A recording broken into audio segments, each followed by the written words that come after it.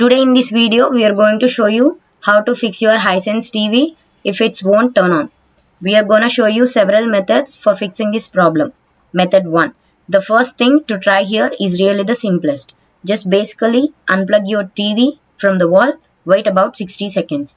Now don't be impatient. Here, wait for the 60 seconds.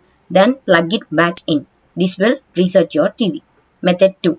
This is last thing. Usually we'll do the trick, but this is a reset. So we are gonna reset your TV. Look around your TV and see if you can find this little hole. It's usually labeled reset to do the reset. I usually recommend bending a paper clip to fit in the reset hole. Push the button down for about 15 seconds until you see the TV reset.